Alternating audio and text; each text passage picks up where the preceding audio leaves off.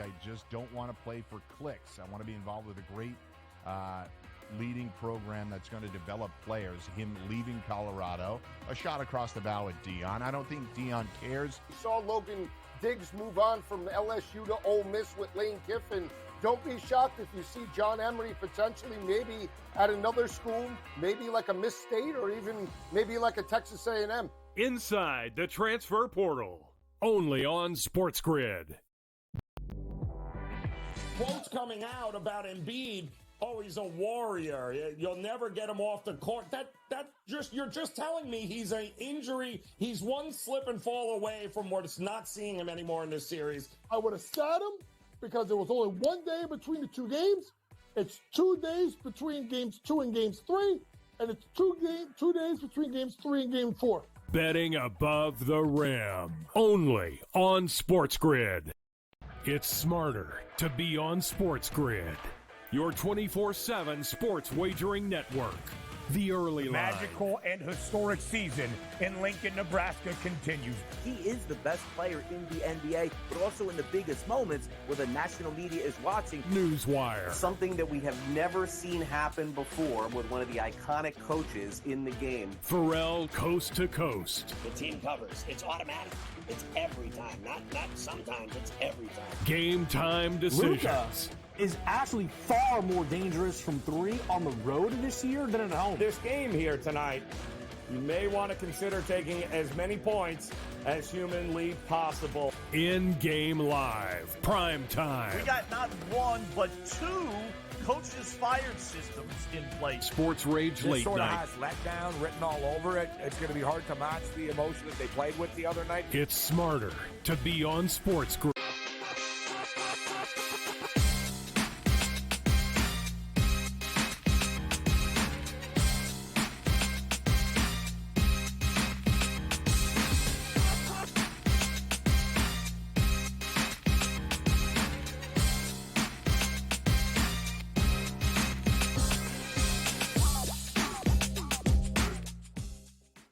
And welcome in, a very happy Wednesday. It is Game Time Decisions here on the SportsGrid Network. I'm Joe Raineri. Appreciate you hanging with us as we've already got about a half a dozen Major League Baseball games in the books here today. Getaway Day is what they refer to it as. And we've actually had a couple of good games. In fact, we saw the Angels come from behind and get it done against the Pirates today. We also saw the Phillies win streak finally come to an end as the Blue Jays, they got 12 hits finally in one game and managed to score 5 runs, which was 2 more than what the Phillies did as they beat Aaron Nola, the Blue Jays. Chris Bassett on the mound on the road, won a game at Citizens Bank Ballpark. Kind of crazy. We also saw a nail-biter with the Guardians and Tigers. The Guardians win in extra innings 5-4, and the Royals held on to beat the Brewers 6-4. But the Mets and the Cardinals, unfortunately, not a good weather day in St. Louis. That game was postponed, and that game will be made up at some point in August. Dodgers, stop me if you've heard this before, beat the Marlins today. Yeah, I know, shocking. Also, the Padres blanked the Cubs, another shocker. In fact, Dylan Cease on the mound, 7 innings, 1 hit, struck out 12, and only walked 2.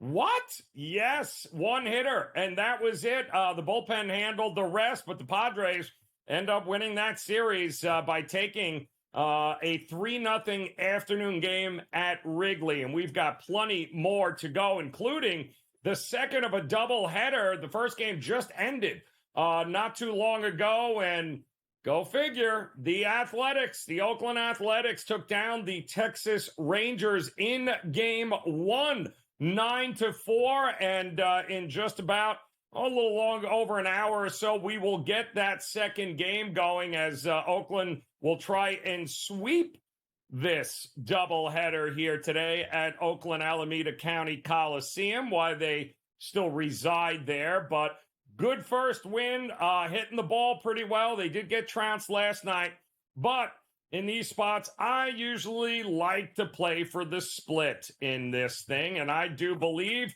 maybe Texas has some value coming up in this second of the doubleheader. We do have the Diamondbacks and Reds coming up a little bit later here, as Montgomery will take on Ashcroft. And boy, it would be great if Cincinnati could figure out how to hit the ball again at home, because they can't even hit air right now. That's how bad it has been for Cincinnati. But it is a toss-up game with Jordan Montgomery trying to bring down that ERA of 1,000. We'll see if he can do it against a Reds lineup that, of course, has had trouble hitting the ball. The Baltimore Orioles looking to get it done against the Nats coming up this hour. And, of course, the White Sox, who, what a difference a couple of weeks make.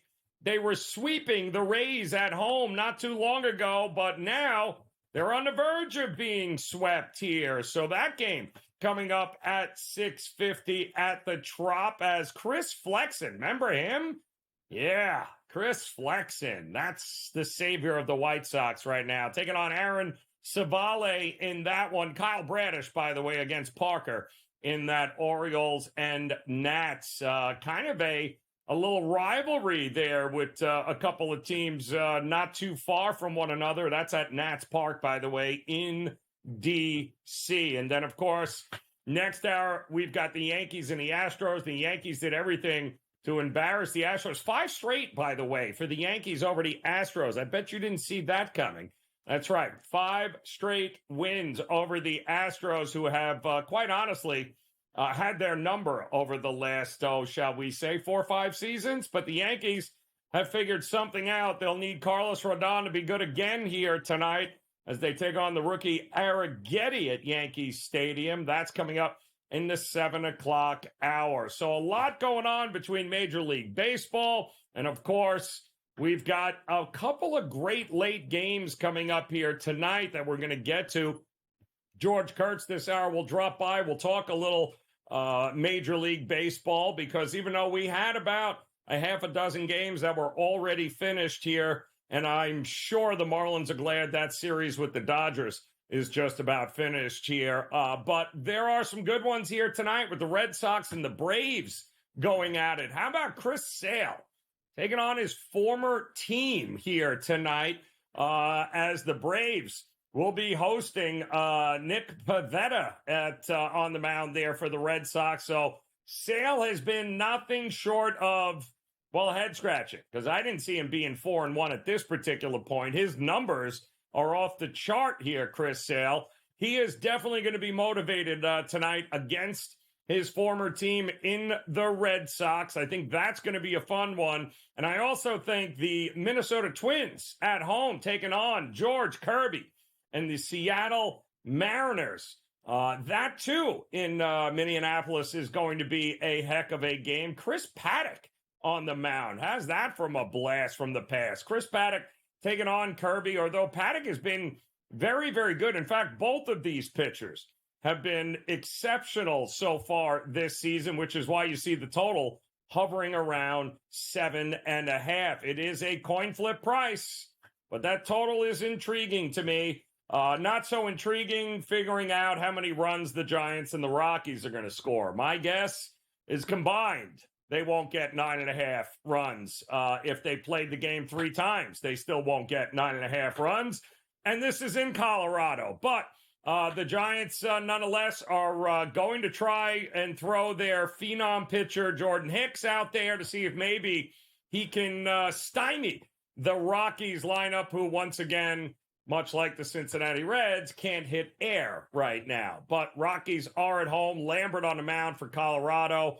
That is going to be in the 8 o'clock hour. We told you, of course, the Mets and the Cardinals were postponed, but that'll be your final game of the day in Major League Baseball.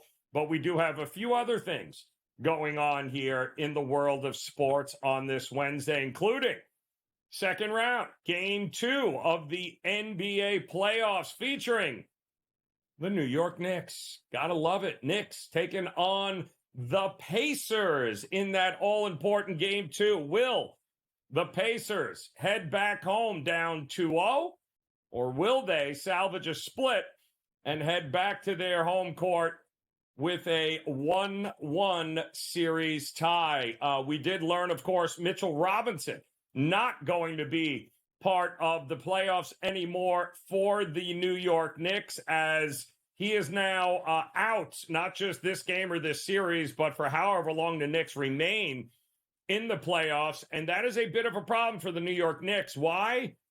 Because they've already got starters playing 45 minutes a game here. You've got guys like Dante DiVincenzo playing 43, 44, 45 minutes. Josh Hart also playing 48 minutes, in fact, in game one, to go along with what was, without a doubt, one of the best games of his career in the process. Now, Josh Hart's going to have to keep playing out of his mind, and he's going to have to keep playing 48 minutes, because it's the one thing that Tom Thibodeau and the Knicks don't have is a lot of depth.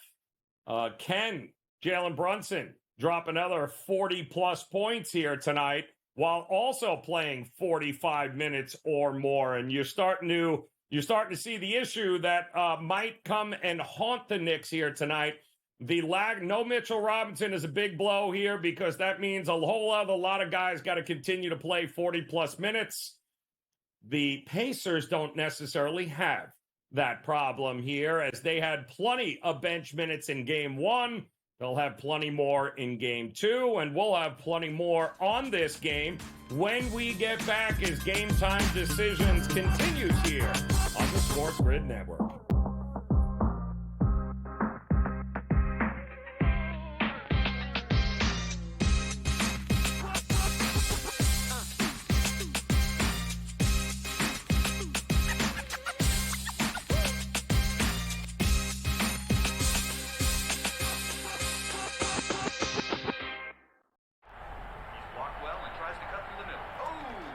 Your gut says Miami is going to win, and you should take the over.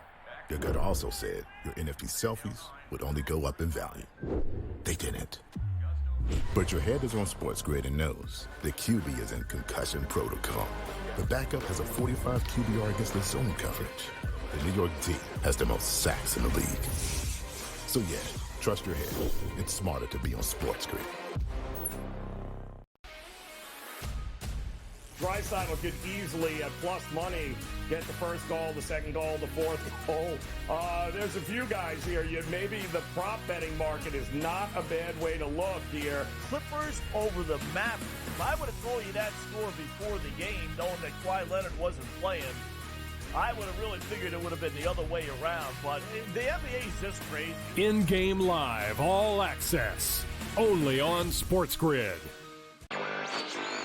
A surprise winner on the PGA Tour. Taylor Pendrith ends up winning his first PGA Tour win. He was pretty darn lucky to win. Ben Coles should have won that tournament, also seeking his first PGA Tour victory. He went into the 18th hole, the easiest hole on the golf course, with a one-shot lead, and he was there in two, just less than 30 feet from the cup. Newswire, only on SportsGrid.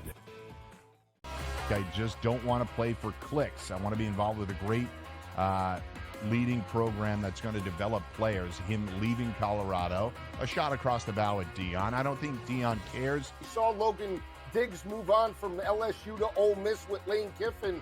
Don't be shocked if you see John Emery potentially maybe at another school, maybe like a Miss State, or even maybe like a Texas A&M. Inside the transfer portal, only on SportsGrid.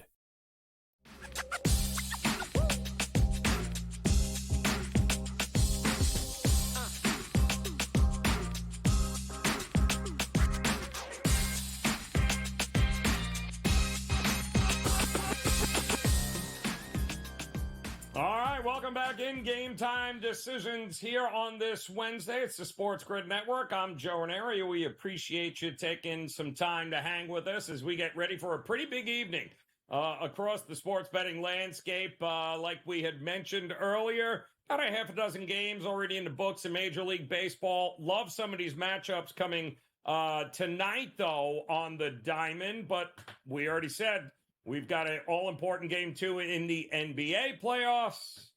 And, of course, the NHL playoffs. Not one, but two games tonight. The all-important game, 2 with the Florida Panthers at home, taking on the Boston Bruins. Stepping in, our man George Kurtz here knows a little something. Well, actually, he's an Islander fan, so he knows nothing about the playoffs. George, let me ask you if we could here. Florida looked like a team that hadn't played in a month in that game one there, and Boston took advantage. However, there were a lot of guys scoring for Boston and involved in that game that, well, none of their big name guys were a part of that game, which is interesting. And Florida at home needs a bounce back here. Can't go down 2-0 here. Are we getting more than 5.5, under 5.5? How do you approach this all-important game, too, with Florida? Well, first, let me correct you. Okay, I know all about hockey in the first round. I just only know about losing in the first round. What is the second round of the playoffs you're talking about? I don't understand this. Gotcha. You still keep playing? Wow, okay, that's interesting here.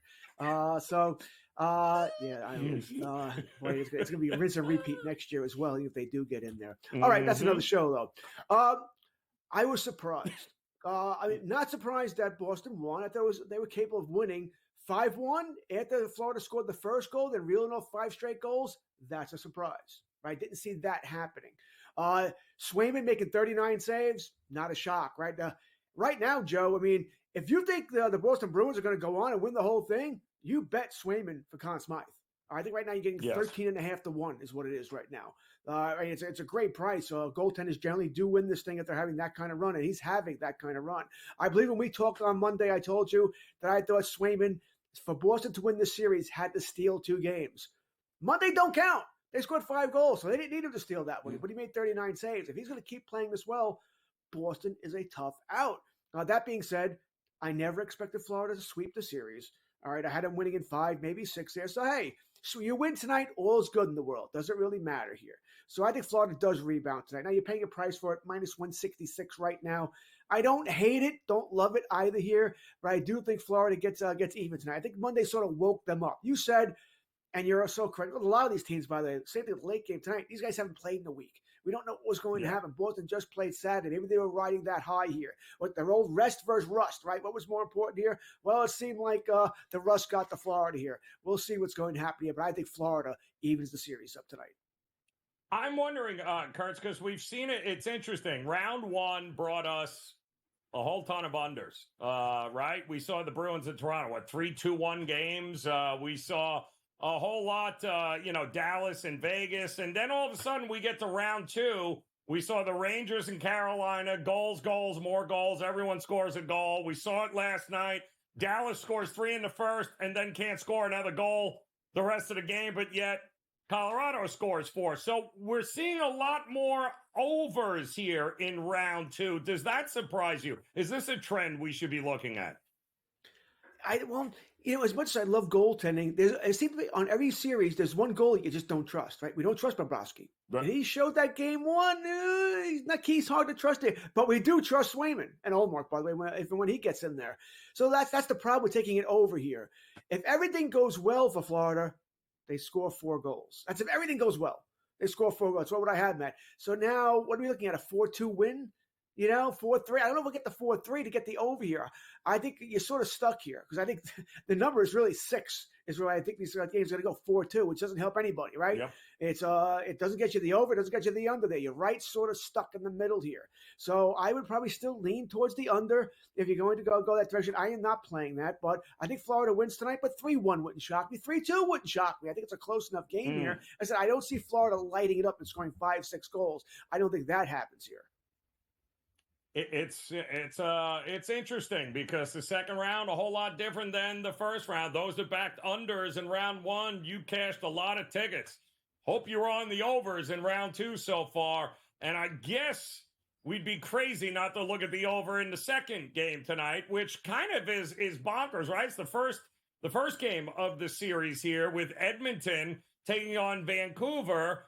All I keep hearing about is the third string goalie, but they're here. They're in the second. So what the hell does the third string goalie have to do? He obviously played good enough to get you here to this point for Vancouver.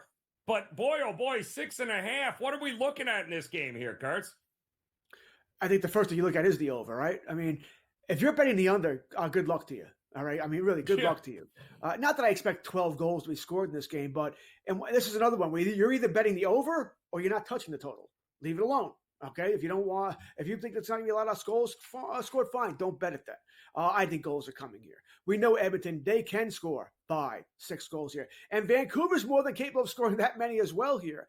Now, I sort of throw this out there. I don't really look at this when I'm breaking down the series, but Vancouver did pretty much beat the snot out of Edmonton this season, the 4 regular season meetings. That being said, 3 of those 4 came when Edmonton didn't know a season started, right before they even fired their coach. So I don't care about those. And the other one shortly thereafter. And they scored 1 million goals in those. I think goals are coming tonight. I just think they're more on the Edmonton side. I could see 6-3 coming here. I want Edmonton to win the game. I think they are the better team. I think it's a longer series, but I think Edmonton is the better team here. And yeah, I think it's going over as well. So I got the over as well also. And this might be a game, by the way, you start watching closely, there could be in-game overs as well. We get 2-1 or, 12 minutes into the first period, I'm going to hit the over again. Go over 7.5, maybe over 8.5. We'll see how it's playing out here. Anytime goal, take your choice. You got plenty of guys here. I'm going Zach Hyman. He's been my guy all season long. Guy's been great for me. I'm not going away from it now. But if you want to go Leon Draisaitl, doesn't bother me. McDavid's more of an assist man this year. Might not go with him. Although he was pretty upset, Joe, that he thought Vancouver ran the score up a couple of times this season on Edmonton. He may want to make a point tonight that ain't happening here in the playoffs. Interesting. I learned today that Edmonton on the road, Vancouver at home. 45% to the under in those games. Woo! We'll have more on that coming up here on the grid.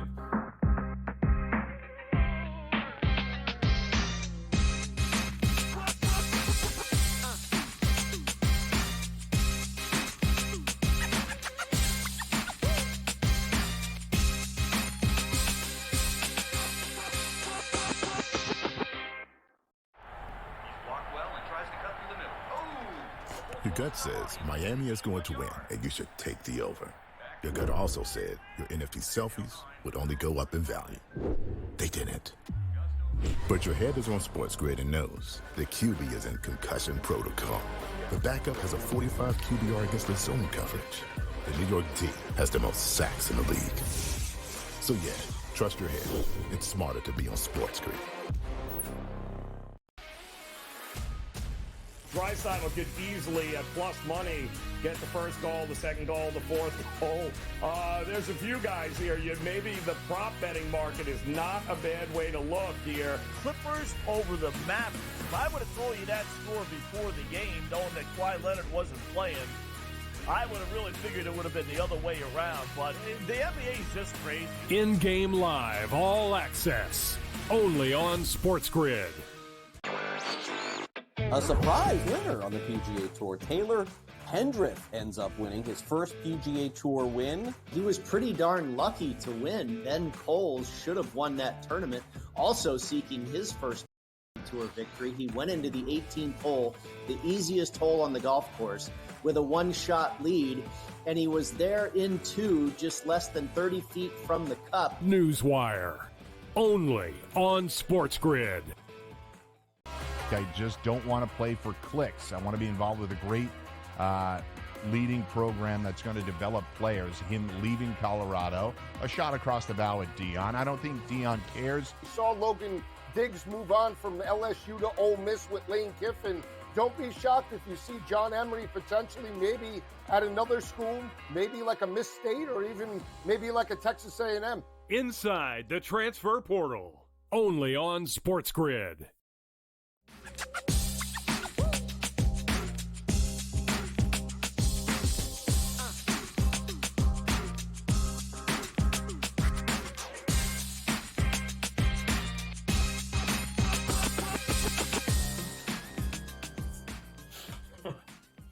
All right, welcome back in here. Game Time Decisions here on the SportsGrid Network. I'm Joe Raineri. George Kurtz in here with us as we've got some NHL playoff hockey coming up tonight. 2 games there. We've got some good games coming up in Major League Baseball. And before we get to a few of these games here, Kurtz, let me get your thoughts here about the Rangers in Carolina, because it would appear we got a problem, Carolina, or do we here? Is this series far from over, in your opinion?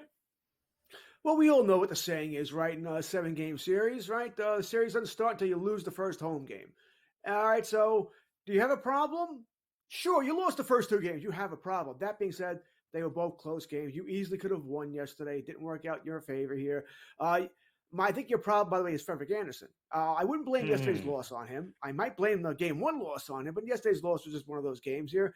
But you're scoring 3 goals a game, against the Rangers, that's pretty good. Can't give up 4. Just can't give up 4. Got to stay out of the box. We discussed this during the break here. The refs were calling everything last night, which is fine. They're calling everything. That's probably not good for you when your power play is I think they're 0 for 10. I think they're 0 for 10 on the power play. That's not good. If the refs are calling everything and you can't score on the power play and you're giving up power play goals. So you got a problem there, yes. But that being said, take care of business at home. You're one of the best home teams in the NHL, right? Beating the Rangers twice, not sure I see it at home, but that's what you have to do. Kind of crazy the way this thing is taken off. And that Colorado-Dallas game could not have been more ridiculous to start off that series too here. I don't get on. I really don't. I don't know how you can be staked 3 goals, which should have been 4 in the first, and then somehow or another you end up giving 4 unanswered and you lose the game is kind of mind-blowing. But I think maybe that's what we're going to get in this series, aren't we? Yeah, I think that is what you're going to get here, right? Yep. Once again, there's a sort of a microcosm of what Colorado did in round 1. They just did it 1 game, right? They played terrible in game 1 against Winnipeg, lost 7-6, and then they made great adjustments, and all of a sudden they dominated the series. Well, the same thing last night. They were pretty bad in the first period. Maybe it was rust again. They hadn't played in a while, whatever. And then they were pretty good the rest of the game here in beating Dallas here. That being said, Georgiev played well. It could have been 3-0. I mean, I am surprised watching that game that Dallas never scored again. They had opportunities. They just didn't bury them. And there was a play, might have been overtime, might have been late in the third period. Tyler Seguin had the game on his stick. And he just couldn't raise the puck enough. If he raised it above pad level, so above a foot, it's a goal. Instead, he only got it about 9 inches off the ice. So it's a completely different talk right now. If he raises it another half a foot, right? It's in the net. Game's over. Dallas wins here. Instead, another brutal loss at home for the Dallas Stars in the playoffs. Kind of good. They like doing it the hard way, apparently, but they'll have their hands full with Colorado there. All right, let's switch to the diamond here tonight. The Yankees off a absolute beatdown of Houston last night. Rodon on the mound, taking on Arrighetti. What are you looking at? A lot of Yankee money coming in throughout the day here.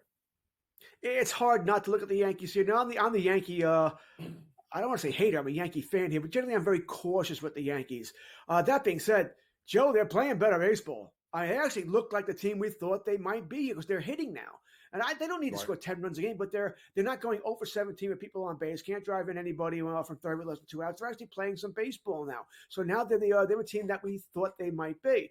Rodon got lit up in his last start, right? Got absolutely destroyed against the Orioles. So a chance to rebound here. Yankees, generally their history tells you when they face a pitcher who they've never seen before, which is an Arrighetti they've never seen, it's not good. It's generally not good here. I'm cautious with the Yankees here. All right, they should win the game here. They've beaten Houston, I think 8 straight times now. Wow. So I think they'll make it 9 tonight. But I don't think it won't be as easy as it was last night. But yeah, it's hard to see Houston the way they've been playing this season with a rookie pitcher against a Yankee pitcher who, except for one start, has pitched well this season. I think Rodon bounces back for the Yankees tonight. I think they win the first 2 games of the series. Well, it'd be nice to see if they can get some runs there. The other big game for me tonight, Boston at Atlanta. Chris Sale, Kurt, taking on his former team. What are you thinking? Yes, Sale's been pretty good this season, right? Pretty good. So I'm not betting minus 205. That's nuts. All right, if you want to take the Braves, you're looking at the run line here, right? That's the only way. Maybe you can parlay it. You want to parlay it with the Giants later on against Colorado? I'm okay with that. I tell you, a game I'd really like to parlay with is, the Rangers lost game 1 of that doubleheader to the A's. Yes. Right? They're not losing 2, right? But Jack Leiter's on the mound. I don't know what he's going to do today, even against the A's. And the A's are throwing someone named Obo. I don't know who this guy is. So this is a game I just can't trust at all. So I really can't bet it. Not as part of a parlay either. Anyway, so maybe straight up here. But I can go with the Giants. Giants should take care of business in Colorado tonight. So maybe that's how you want to attack it. Oh, no chalking out at all, Kurt. I'm very impressed. Game Time Decisions returns.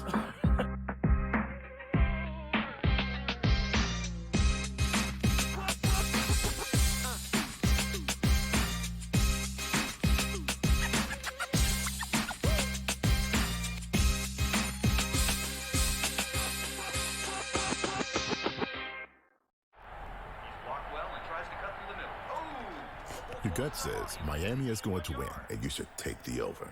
Your gut also said your NFT selfies would only go up in value. They didn't. But your head is on SportsGrid and knows the QB is in concussion protocol. The backup has a 45 QBR against the zone coverage. The New York D has the most sacks in the league. So yeah, trust your head. It's smarter to be on SportsGrid. Draisaitl could easily, at plus money, get the first goal, the second goal, the fourth goal. There's a few guys here. Maybe the prop betting market is not a bad way to look here. Clippers over the Mavericks. If I would have told you that score before the game, knowing that Kawhi Leonard wasn't playing, I would have really figured it would have been the other way around. But the NBA is just crazy. In-game live, all access, only on SportsGrid. A surprise winner on the PGA Tour. Taylor Pendrith ends up winning his first PGA Tour win. He was pretty darn lucky to win. Ben Coles should have won that tournament.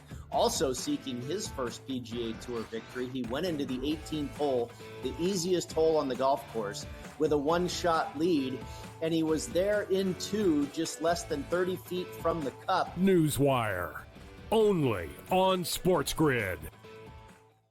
I just don't want to play for clicks. I want to be involved with a great leading program that's going to develop players. Him leaving Colorado, a shot across the bow at Dion. I don't think Dion cares. We saw Logan Diggs move on from LSU to Ole Miss with Lane Kiffin.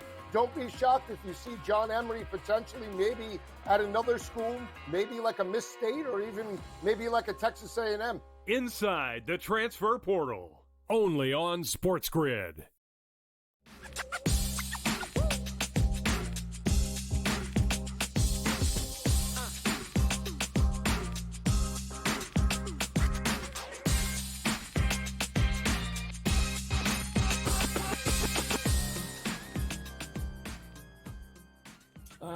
I have an abundance of wealth here tonight. That's what I am looking at as we've got a loaded slate in Major League Baseball, as well as the NHL playoffs and the NBA playoffs will be center stage this evening, and we've got you covered here on GameTime Decisions on the SportsGrid Network. Looking forward to tonight's game here between the Knicks and the Pacers, the only game on the board here tonight. So we will, for the foreseeable future, have these one-game a night situations here, and we'll double up, of course, again tomorrow. But Madison Square Garden is going to be the epicenter of everything basketball here tonight as the Knicks look to do the unthinkable, go up 2-0 in the second round of the NBA playoffs. And having talked to a bunch of Knicks fans heading into this game today, all of them have that same tone where they just don't know what to expect because they never, ever thought they'd ever be at this particular point in the playoffs right now. But that's exactly where they are. The New York Knicks did get some unfortunate information earlier when Mitchell Robinson was ruled out for not just tonight, but of course for the rest of the playoffs. And that remains to be the biggest question mark with the Knicks. Can they continue with Josh Hart, Jalen Brunson, Hartenstein? Can they, DiVincenzo? Can these guys carry it playing 40, 45 plus minutes a game? Because that may very well be what it takes. And I'm thinking the New York Knicks would have rather have played, well, anybody at this point outside of a team like the Indiana Pacers, who are going to want to get out and transition and run. Now, they did not get that with the Philadelphia Sixers, the Knicks, in the first round, and that was much more suited to them. Not a problem for very slow-tempo teams. And don't forget, the Knicks were one of the slowest tempo teams in the NBA during the regular season, but they did not control the tempo in the game in game one. Instead, they opted to get out and transition and run with the Pacers. And because of the efforts of Dante DiVincenzo, as well as Brunson and Hart, they were able to get a win thanks to the refs and a few other things going extremely well for them. But if I am Rick Carlisle and I am the Indiana Pacers, that what you did in game one is exactly what they're going to do in game two. They are going to come out and they are going to continue to try and push the pace. And I don't blame them. But the problem for the Knicks and Knicks fans is what happens here. The lack of depth for this team is concerning given how up-tempo this Indiana team is going to want to get out there. Now, there are some good news if you're Knicks, right? Because we do know that Halliburton, not 100%. In fact, he is a shell of what he was during the regular season. And that's unfortunate because nobody likes to see guys like Doncic and Halliburton struggle. We saw it earlier with Kawhi Leonard, guys that are, playing at 60, 70%. And to the point, listen, at this point in the season, there is nobody 100%. But it is quite clear that they've got an issue here, the Indiana Pacers, with Halliburton. He's doing his best, but what's happened now is that he is not the kind of scoring asset that he was during the regular season. So good news, bad news. Good news is that has given guys like TJ McConnell an opportunity to get plenty of minutes and, plenty of shots. In fact, I believe 16 shots is what he hoisted up there in 22 minutes in game one. And you look at Halliburton, and this was exactly to my point. In game one, Halliburton played 36 minutes, took 6 shots. 6. So guys and I don't think that's going to change. He's taking 6 shots for a reason, much more of a facilitator at this particular point.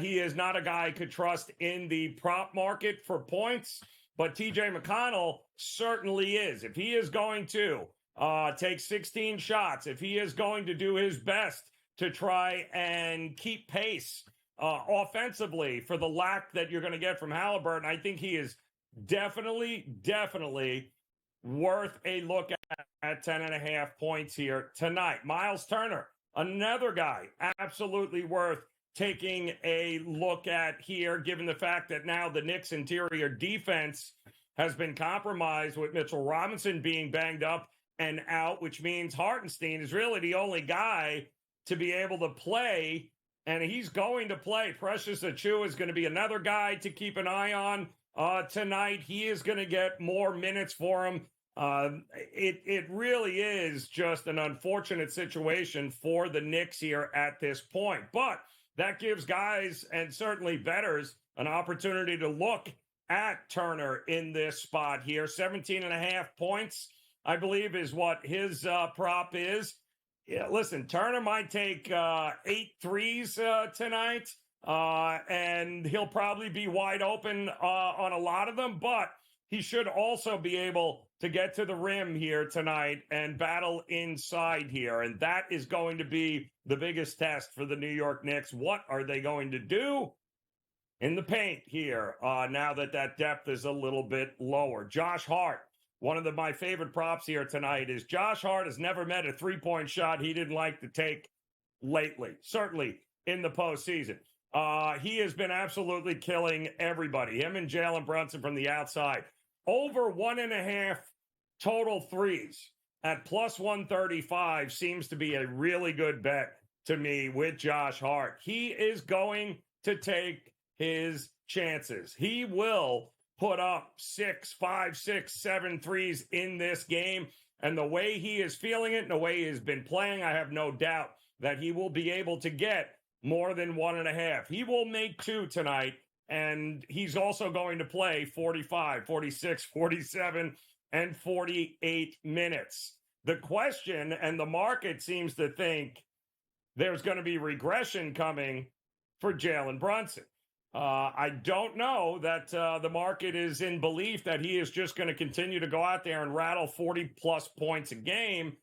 His total, 37.5, seems to have been getting a lot of love to the under. There is a lot of thought in the marketplace that this is going to be, as the season progresses, or as the series rather progresses, his prop might come back a little each game here. Now, don't forget, he had 22 points through 3 quarters in game 1. In game 4, obviously, in the fourth quarter, the 3 started to drop and things were looking much better for him. But I have no doubt that as this series progresses and he starts continuing to play 40, 42, 43, 44 minutes a game without anybody to spell him, this could eventually take its toll. And I think the market is right up at the top. I think now might be the time to sell on Jalen Brunson here tonight, especially given the fact that we know the Pacers are going to do everything in their power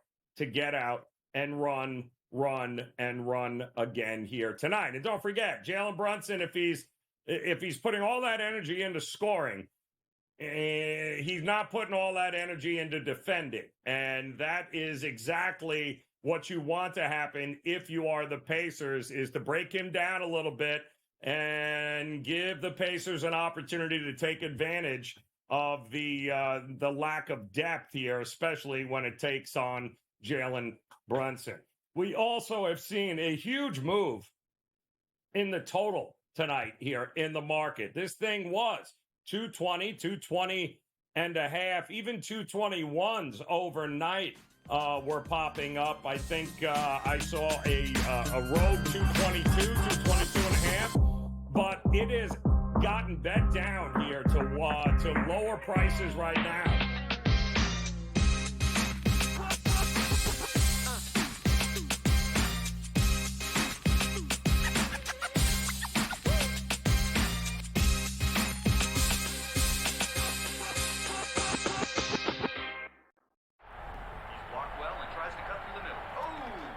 Your gut says Miami is going to win, and you should take the over.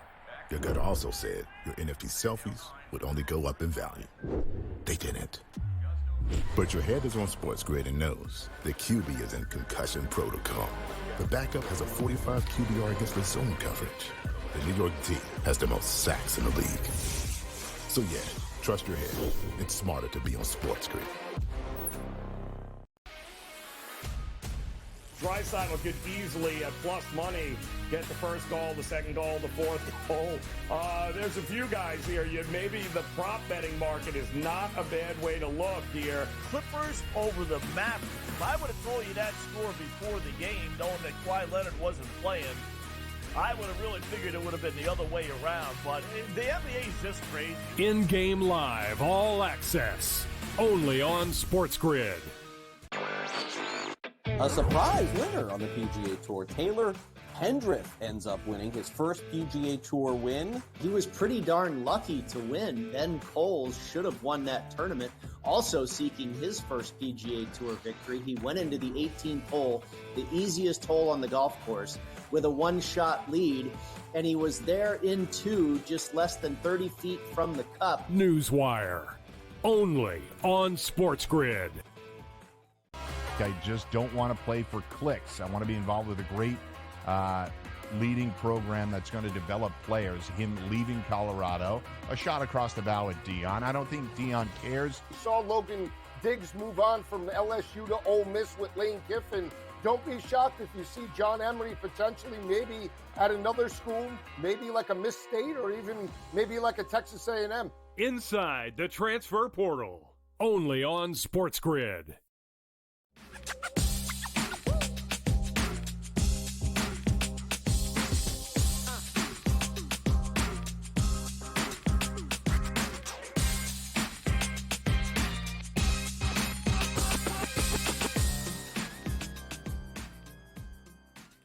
All right, welcome back in GameTime Decisions here on the SportsGrid Network as we are getting ready for the next round of Major League Baseball games getting underway here.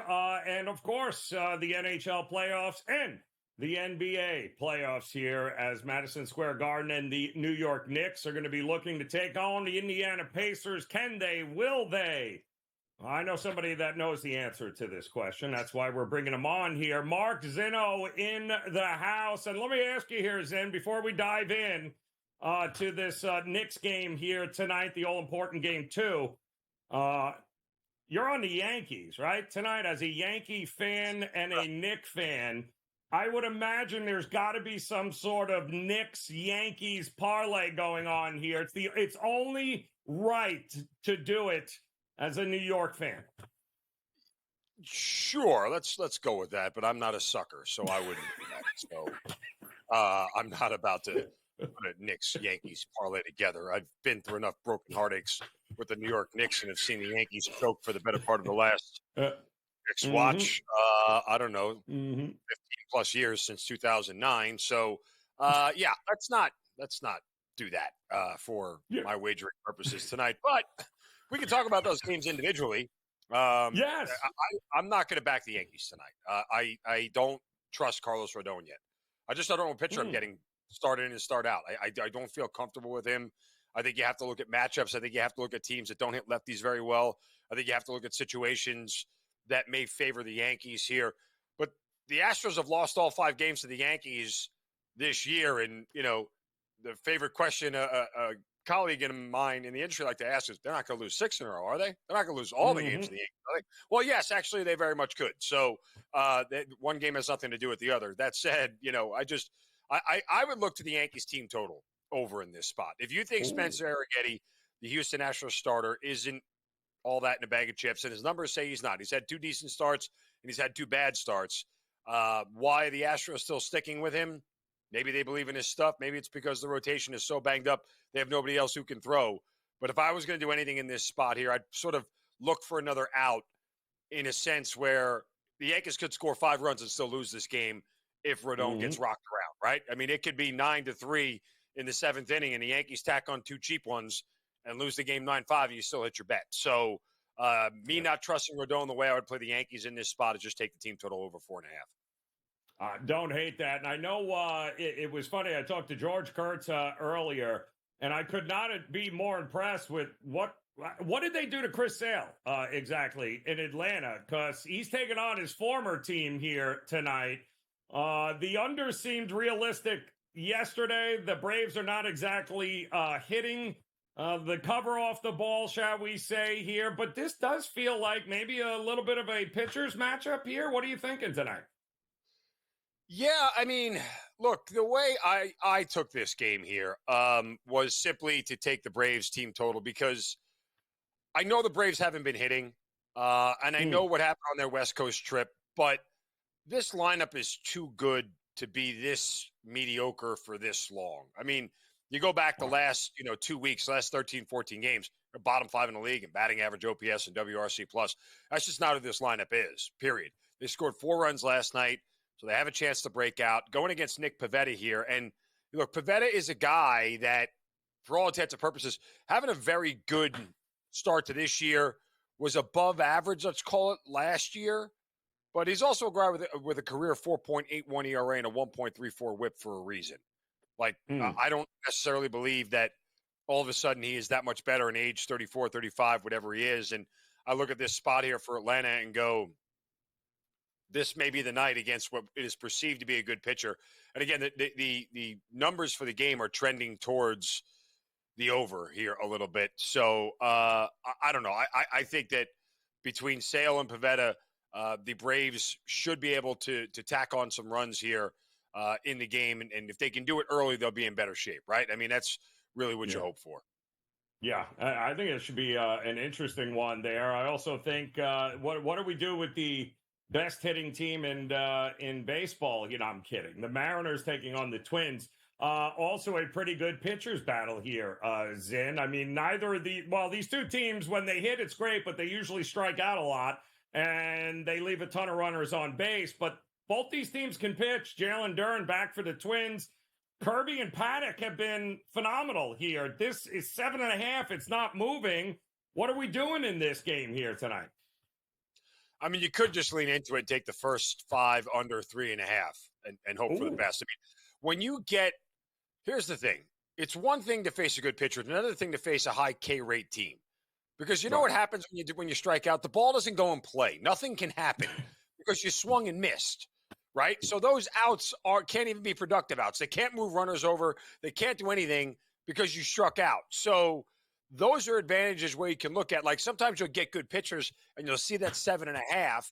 And they're facing teams that don't strike out. And guess what? Guys put the bat on the ball, and sometimes you just hit them where they ain't, and that's good enough to end up scoring some runs. When you strike out at the rate that these two teams do, I'm a little bit more comfortable playing the first 5 under 3.5.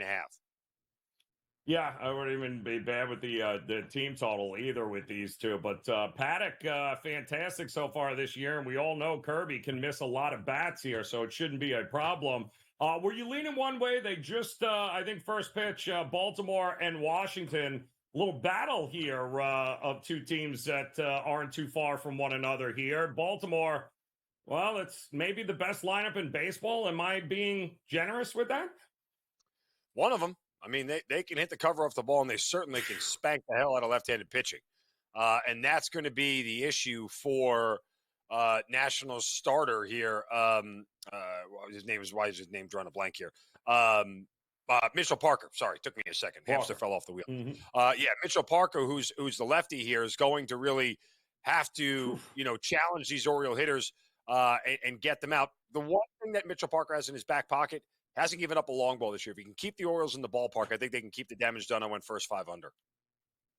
All right. Well, coming up here, Zen, we are going to talk you into backing the Yankees and the Knicks here tonight as much as you can. It's going to have maybe the Knicks. You're definitely, the ship has sailed on the Yankees. But come back, see if we can convince them. Game Time Decisions continues here on the Grid.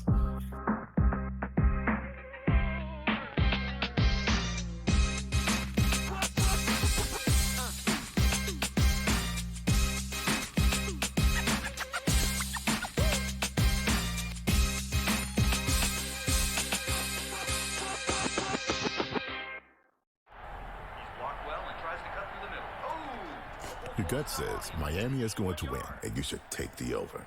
Your gut also said your NFT selfies would only go up in value. They didn't. But your head is on SportsGrid and knows the QB is in concussion protocol. The backup has a 45 QBR against the zone coverage. The New York D has the most sacks in the league. So yeah, trust your head. It's smarter to be on SportsGrid. Draisaitl could easily, at plus money, get the first goal, the second goal, the fourth goal.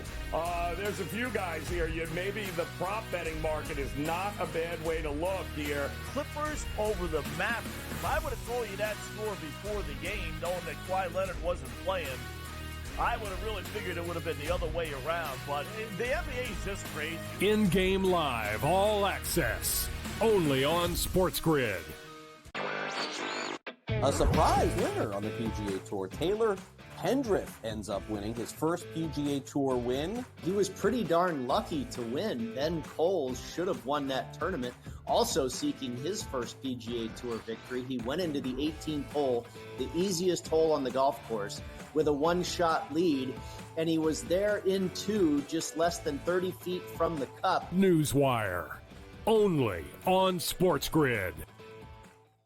I just don't want to play for clicks. I want to be involved with a great leading program that's going to develop players. Him leaving Colorado, a shot across the bow at Dion. I don't think Dion cares. We saw Logan Diggs move on from LSU to Ole Miss with Lane Kiffin.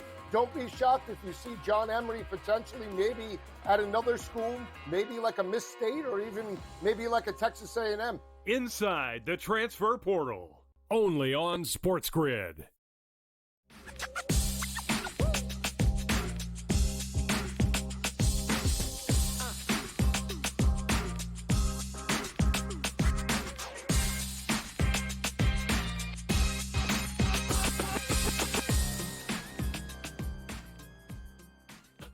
All right, welcome back in Game Time Decisions here as we are about 50 minutes away or so. Madison Square Garden, the New York Knicks game number 2 here in this second round against the Pacers. And Mark Zinno, all right, listen, you're shying away from the Yankees, but there's got to be a Knicks bet somewhere on the card of yours here tonight, no?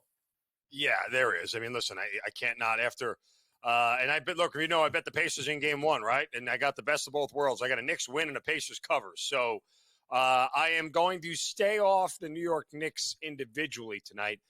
But, guys, after what we saw in game one and what we're seeing from the Knicks, I think the game one total that shot straight over and the Pacers going over their team total, Knicks going over theirs, all of a sudden we get this quick overreaction like, oh, wow, these teams can play fast and they can score and everything else.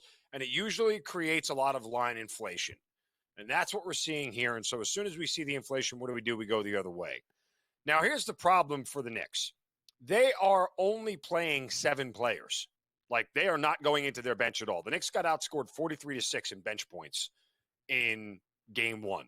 That's not a sustainable formula for 6 or 7 game series. Like, the Knicks starters are likely going to wear down. Even if they get past this series, guess what? They're going to have no legs left for the Eastern Conference Finals. So, and we also see this adjustment after game one to game two that teams know how to make adjustments. So after the Knicks and Sixers went over in game one, guess what happened in game two? They stayed under. It was a 10-point differential. They went from 215 total in game one, 205 in game two.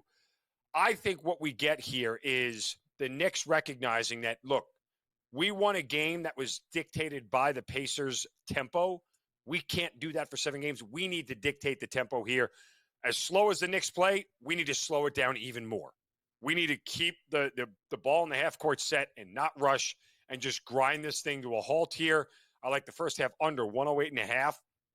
These two teams didn't go over that number in game one. They scored 104, and the game total still soared over. The Knicks also allowed the Pacers to score 31 points in the second quarter of game one.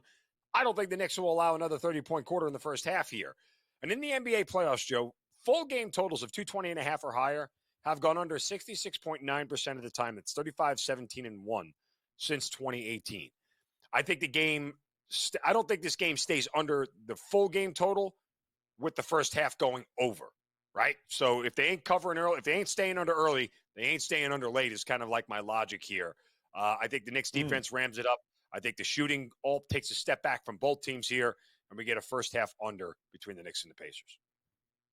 All right, looking early under here. Are you worried about the depth issues now here with the Knicks? Mitchell Robinson now gone. You've got guys playing 45-plus minutes here. Maybe not this game, but at some point, that's a concern here, is it not, for the Knicks? I mean, you're going to get tired legs. If they only go 4 or 5 games, fine. By the time you get to game 6 and 7, you could have some weary legs in the second half of these games when they're not getting enough. I mean, Josh Hart is like a machine right now. The guy plays 48 minutes a night and doesn't seem to ever be flustered by it.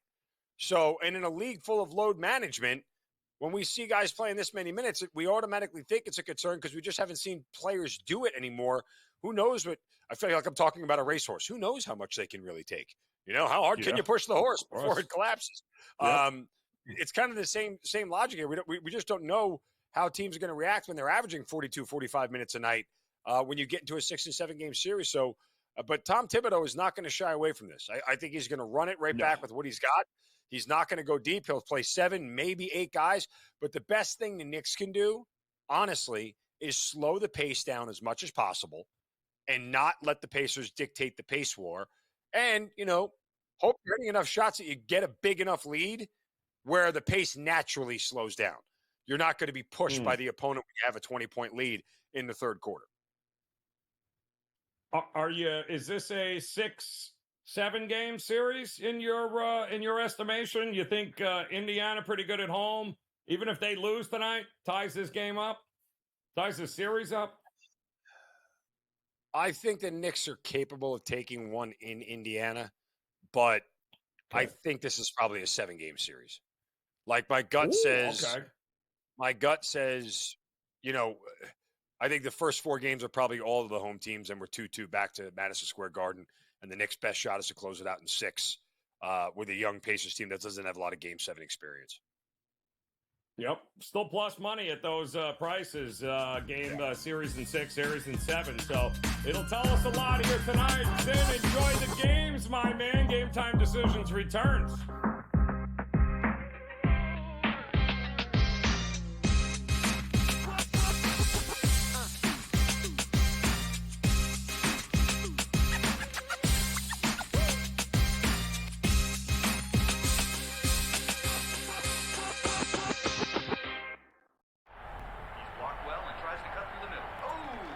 Your gut says Miami is going to win, and you should take the over.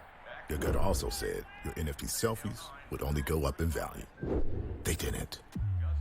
But your head is on SportsGrid and knows the QB is in concussion protocol. The backup has a 45 QBR against the zone coverage. The New York D has the most sacks in the league. So yeah, trust your head. It's smarter to be on SportsGrid. Draisaitl could easily, at plus money, get the first goal, the second goal, the fourth goal. There's a few guys here. Maybe the prop betting market is not a bad way to look here. Clippers over the Mavericks. I would have told you that score before the game, knowing that Kawhi Leonard wasn't playing. I would have really figured it would have been the other way around, but the NBA is just crazy. In-game live, all access, only on SportsGrid. A surprise winner on the PGA Tour. Taylor Pendrith ends up winning his first PGA Tour win. He was pretty darn lucky to win. Ben Coles should have won that tournament. Also seeking his first PGA Tour victory, he went into the 18th hole, the easiest hole on the golf course, with a one-shot lead, and he was there in two, just less than 30 feet from the cup. Newswire, only on SportsGrid. I just don't want to play for clicks. I want to be involved with a great leading program that's going to develop players. Him leaving Colorado, a shot across the bow at Dion. I don't think Dion cares. We saw Logan Diggs move on from LSU to Ole Miss with Lane Kiffin. Don't be shocked if you see John Emery potentially maybe at another school, maybe like a Miss State or even maybe like a Texas A&M. Inside the transfer portal, only on SportsGrid.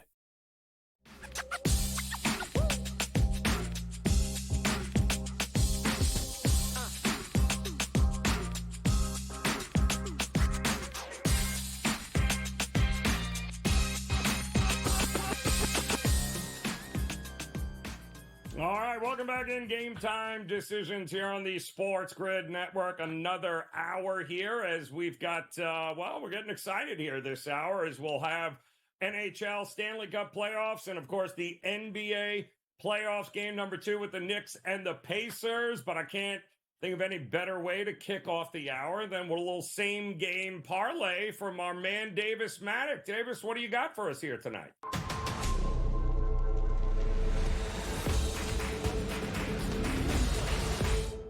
All right, guys, we have another same-game parlay over on the FanDuel Sportsbook, taking a break from the NBA playoffs, going to Major League Baseball. We have a Coors Field game with the San Francisco Giants traveling to play against the Colorado Rockies. We are, of course, going to be taking the Giants money line here. Don't even really care who's pitching for the Giants. Don't even really care that it's Lambert pitching for the Rockies. I'm just going against the Rockies pretty much every single day. They are one of the sad sack organizations in baseball, even sadder than the Oakland A's. We are also going to take the over on 10 runs. The Giants offense profiles very well for Coors Field, not because they're stacked full of power hitters, but because they walk and they never strike out. Coors Field naturally limits strikeouts. The Giants tend to do very well in that stadium. And we are also going to take Michael Conforto with an over career 190 isolated slugging, 5 home runs already on the year. Conforto's issue has generally been strikeouts. Again, the limiting of strikeouts here at Coors Field. So we are taking Michael Conforto to hit a home run. This 3-leg same-game parlay gives us plus 783 odds. Giants money line over 10 runs, and Michael Conforto to hit a home run in this game. Good luck tonight, everybody. All right, Davis, we appreciate it here as we've got Major League Baseball on our minds here tonight. Bunch of games already in the books here today as the Pirates ended up losing by 1 to the Angels, and the Phillies finally lost a game, and they did it with Aaron Nola on the mound, by the way, as Chris Bassett on the road and the Blue Jays, who have been going through it, well, they got it done against the Phillies here today. Finally, 5-3 was your final in that one. And pretty good series between the Tigers and the Guardians. Had to go to extra innings. Guardians end up getting it done 5-4. And the Royals, after absolutely disgustingly throwing the game away against the Brewers last night, thanks to the bullpen who couldn't get anybody out, and then Adame's 3-run home run was what did it for the Brewers. The Royals bounce back in a big way, 6-4, with Brady Singer on the mound there, getting it done again today. So a nice comeback win there for the Kansas City Royals. The Cubs were blanked, actually one hit. Dylan Cease was on fire today with 12 Ks and only one hit in 7 innings. The bullpen closed it out for him, 3-0. The Padres finally starting to put it together, back to 500 on the season. Do I really need to tell you how bad the Marlins are? No. Well, they didn't get a win against the Dodgers, that's for sure. Not today, not yesterday, the day before, not tomorrow, next year. Not going to happen here. 3-1, the Dodgers ended up handling business. We do have a couple of games just underway right now, including at the Great American Ballpark in Cincinnati. The Reds and the Diamondbacks, bottom of the second. Nothing in that one. Jordan Montgomery on the mound, Ashcroft on the mound for the Reds here. Both these teams have had some issues putting the bat on the ball, especially the Reds for what was always an over ballpark. The Great American Ballpark not seeing a whole lot of runs as of late with this Cincinnati Reds team, but nothing there. We do have the second game of a doubleheader coming up between the Rangers and the Athletics, and Oakland won that first game 9-4 in game one. So now the Rangers are going to try to bounce back in a big way here and see if they can't get at least a split here on this doubleheader for today. The Yankees also coming up here shortly, as Rodon's going to be on the mound for them, taking on the Houston Astros, who got to be a little shell-shocked after that absolute beatdown last night by the Yankees. That lineup, Verdugo starting to feel it here a little bit. This is going to be interesting. Also interesting, how about Rodon strikeout prop here? 5.5 total Ks is what it was listed at here. And the problem with Rodon is that, well, the Houston Astros certainly can hit left-handed pitching. They are, as the Orioles are, as the Dodgers hope to be eventually this year. But the Houston Astros can certainly put the bat on the ball there against lefties. I think they're going to do it again here against Rodon tonight. But 5.5 is lofty, considering that Rodon's not exactly in the best of form coming off of that shellacking by the Orioles. I wouldn't put it past Houston being able to at least make contact, put the ball in play. I would look to fade that strikeout prop there with Rodon tonight and look to go under in this matchup. Arrighetti also on the mound, the rookie for the Houston Astros. If things don't go well here, I would imagine that he will be back down in the minors shortly afterwards. Already 0-3 on the season with an 8.5 ERA. It's not been great. He's not been great on the road. He's had some success in Houston, but Yankee Stadium under the lights should be very interesting for the Houston rookie pitcher here. So that game also getting ready to get underway. No score with the Nats and the Orioles in that game. And in fact, it did not take the Rangers or the Athletics long to, start scoring runs again. 2-1. The Athletics are on top as they are in the top of the third here. So the Rangers and the A's are not interested. What good pitching? No good pitching. We are just going to hit as many home runs and score as many runs as possible. And that is what they are off and running doing right now in the top of the third in a 2-1 game. You do have a couple late games coming up a little bit later this hour, and then one final game next hour, which will be the Giants and the Rockies, as Davis Maddock had a same-game parlay in that one. I am looking forward to seeing Chris Sale up against his former team, the Boston Red Sox, in this series here, where it's kind of been a little bit back and forth, but Atlanta Braves have not been hitting the cover off the ball in any stretch here. So will they get back in action against Pavetta here tonight? I would look to back the Braves early in this one, maybe lay the half a run in the first 5, but Chris Sale has been, well, lights out this year so far, and could not be more impressed. He's already 4-1 with the Atlanta Braves here, and the metrics tell us, he might, he's picking his spots, he's finding his spots. So the Atlanta Braves in the first 5, and maybe even a first 5 under, because Pivetta also has some tremendous underlying metrics here with his numbers. So this could very well be, with the Braves not exactly hitting the cover off the ball, bit of a pitcher's battle coming up here in just about, 10, 15 minutes, the first pitch in that one. And get ready for the Mariners and the Twins, a game in which I think 3-1 written all over it, with Kirby and Paddock going at it. The Twins at home, Jalen Duren, they just got him back. Both these bullpens, top 10 in Major League Baseball. Kirby has been phenomenal, and so has Paddock. So both these teams like to strike out a lot, don't put the bat on the ball. Well, they don't do it enough.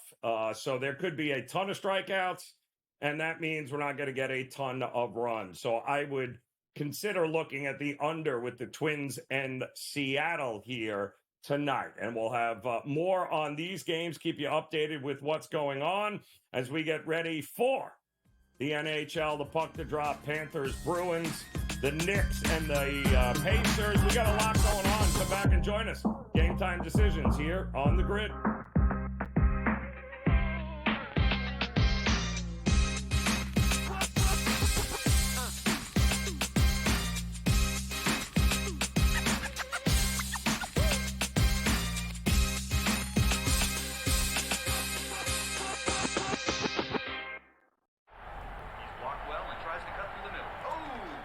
Your gut says Miami is going to win, and you should take the over.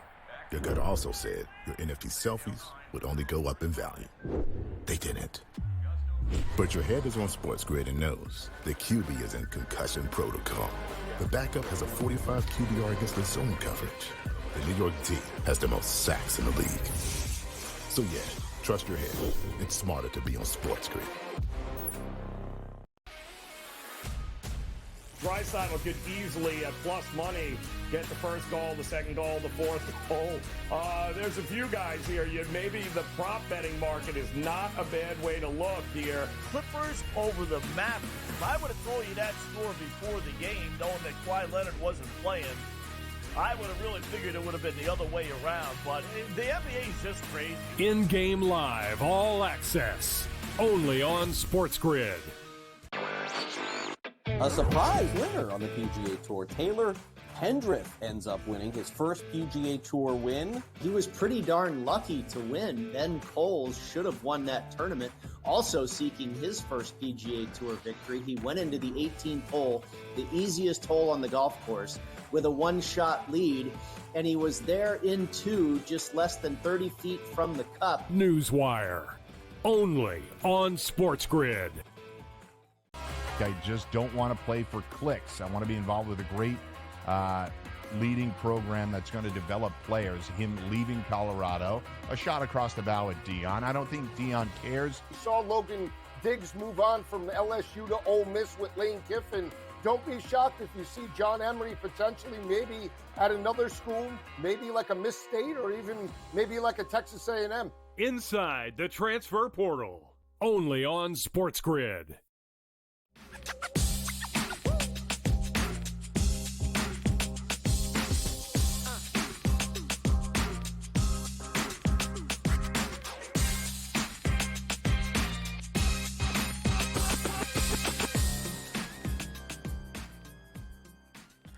All right, welcome in. Game Time Decisions here on the SportsGrid Network as we get ready here, just about 15 minutes away from the puck dropping in Sunrise, Florida, as the Panthers will look to even up this series against the Boston Bruins. Not a great showing in Game 1 by the home team at all. Stepping in, Joe Madden. We were both hoping the Panthers would have looked better in Game 1 there, Joe, but they looked like a team that hadn't played in 2 weeks. It was very sloppy. Not great hockey by any stretch, but they're back at it here tonight. And if the Panthers are as good as we think they are, they should bounce back here tonight, right? Yeah, they absolutely should bounce back in this game. The problem, though, Joe, is look at that money line. You can't take them straight up on that money line. You'd have to lay the puck line. And I'm hoping that maybe the juice drops in that first period. If Boston scores first, I'm definitely coming back on the Florida Panthers straight up on the money line to get that win because it's going to be a tight game.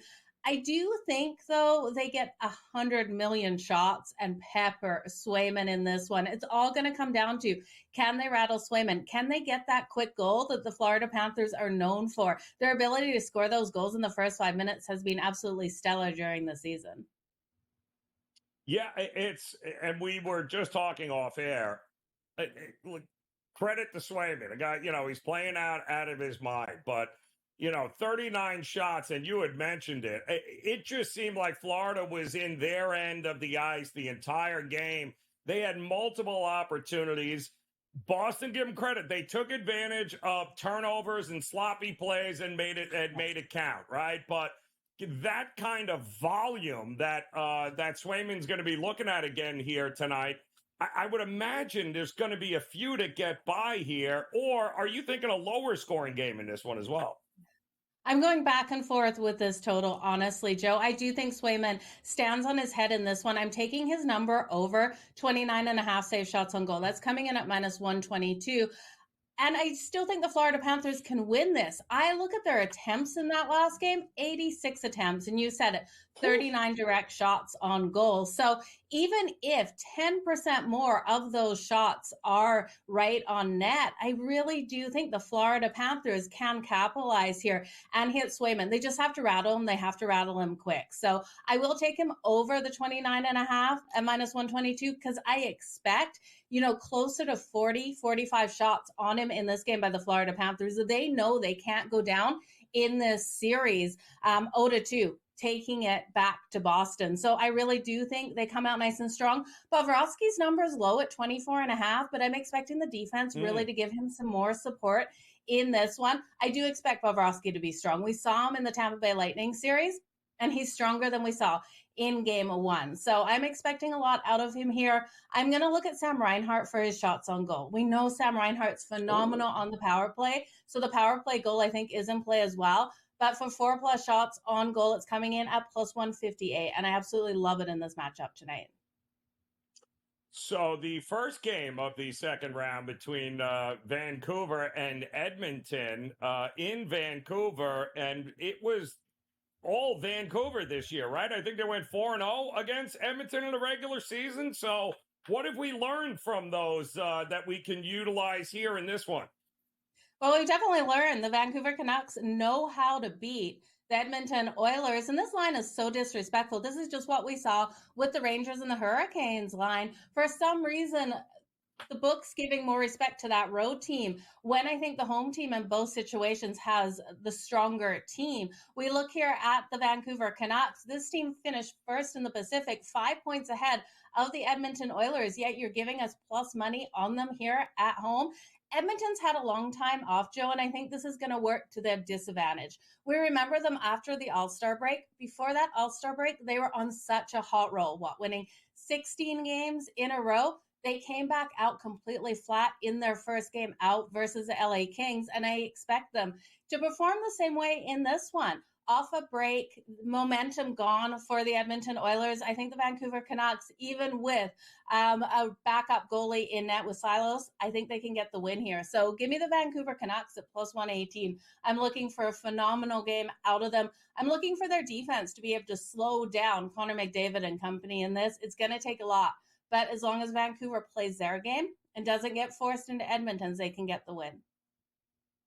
Well, you and I talked about it. We were very impressed with how Edmonton actually plays defense. You wouldn't know because all we ever talk about is how they can beat you 9-0. But the defense was impressive. How much faith do you have in Skinner here? Are we looking at overs, team total overs? How do you approach it with these two teams?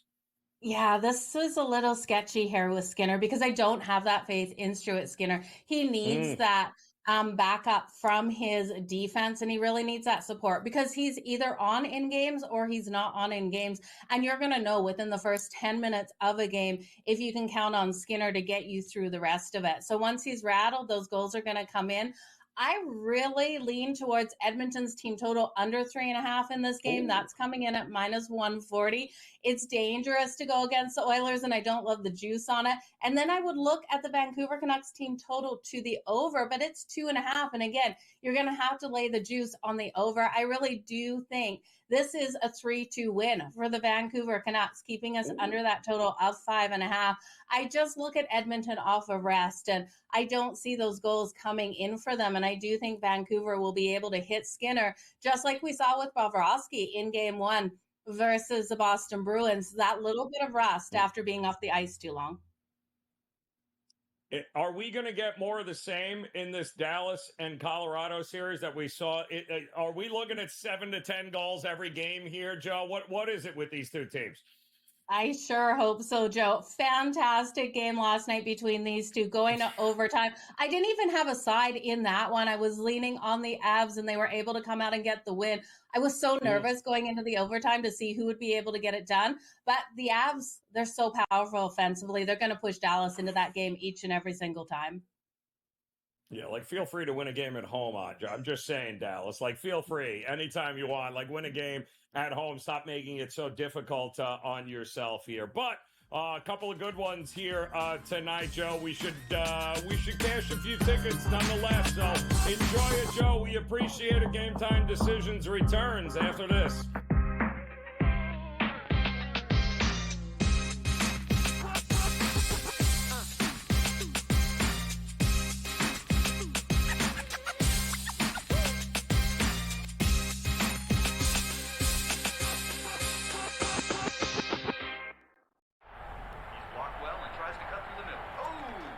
Your gut says Miami is going to win, and you should take the over. Your gut also said your NFT selfies would only go up in value. They didn't. But your head is on SportsGrid and knows the QB is in concussion protocol. The backup has a 45 QBR against the zone coverage.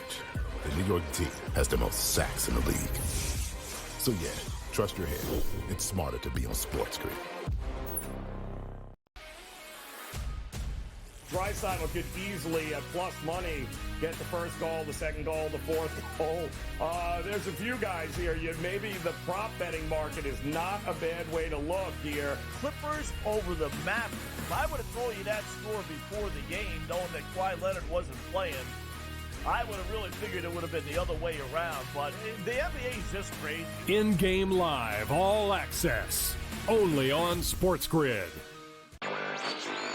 A surprise winner on the PGA Tour. Taylor Pendrith ends up winning his first PGA Tour win. He was pretty darn lucky to win. Ben Coles should have won that tournament. Also seeking his first PGA Tour victory, he went into the 18th hole, the easiest hole on the golf course, with a one-shot lead, and he was there in two, just less than 30 feet from the cup. Newswire, only on SportsGrid. I just don't want to play for clicks. I want to be involved with a great leading program that's going to develop players. Him leaving Colorado, a shot across the bow at Dion. I don't think Dion cares. We saw Logan Diggs move on from LSU to Ole Miss with Lane Kiffin.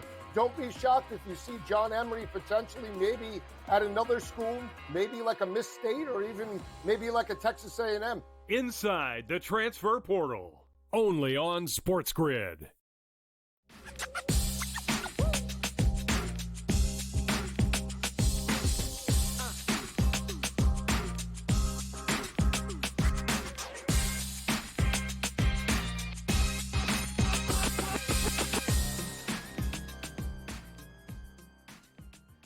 All right, welcome back in. Game Time Decisions here on the SportsGrid Network. Joe Raineri, and we've got some Major League Baseball underway here.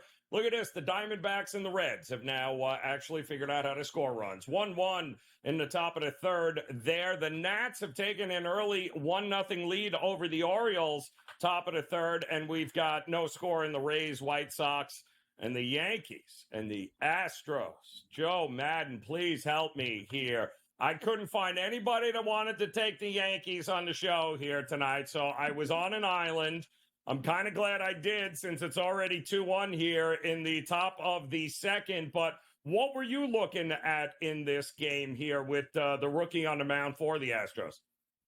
It's fun to be on an island, Joe, and I'm on that one with you with the New York Yankees. I think they get the win today. I played around a little bit and I looked at their team total. I took their team total over 4.5 runs, so happy to see that they already have 2 runs on the board at -130. I just thought Rodon off that last start would come out a little bit stronger in this one. And Aragate here of the Astros, I just don't trust him as much out there. And I think the Yankees with Soto should have a phenomenal game. So I also took Soto for that RBI coming in at +120. And I played around and also took Aaron Judge for 2+ bases. And that was at -120 in this one. And that's what I'm talking about. Great minds think alike here, Joe. Off and running here, 2-1 already. I mentioned it earlier. I could not be more impressed with Chris Sale and what he's done with the Braves, and now he gets to take on his former team. So I'm sure he's going to be pumped up for this game coming up. How did you look at it? Yeah, Chris Sale, I'm expecting a lot out of. He got those 9 strikeouts versus the Seattle Mariners in his last game out, and he was only out there for 5 innings. So impressive with what we've seen out of him so far through his first 6 starts, Joe. I took him over the 7.5 strikeouts. That came in at -122.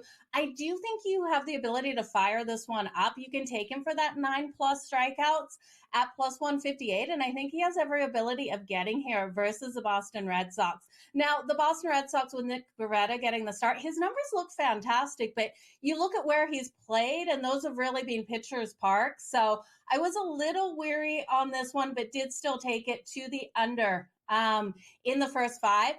I looked at the Nerfy in the first inning as well, but that was at -125. And then I hit the Atlanta Braves for my probably favorite bet here on the run line in the first 5 innings, laying the half a run. It's just juicy at -144, Joe. Yeah, I kind of like the way you're going there. I do like the pitchers battle with Minnesota and Seattle as well, with Kirby on the mound going up against Paddock. How'd you approach this one?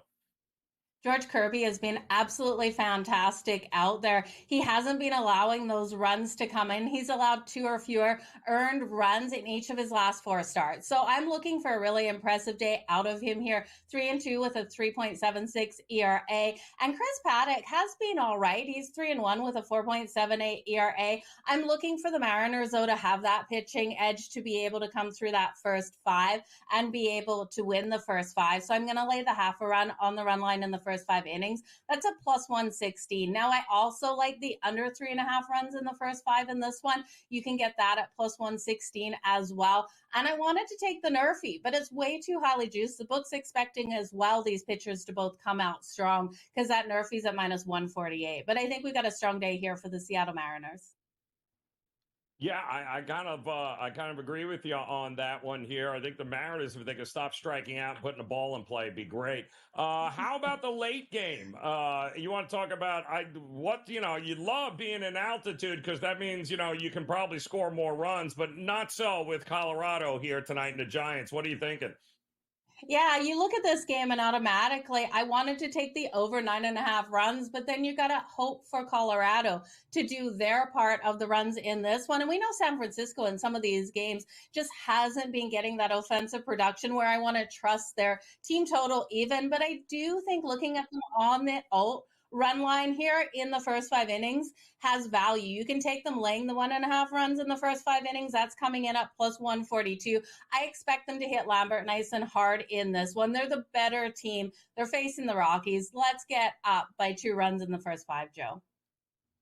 Yeah, I agree. I love that. I think this is it's a good time to back with Hicks on the mound, the Giants. So I think we've got ourselves some Major League Baseball plays here, Joe. And not to mention the puck is getting ready to drop here in the NHL with the Panthers and the Bruins game 2. So a lot going on here tonight for sure. Joe, appreciate the time. Cash those tickets here tonight.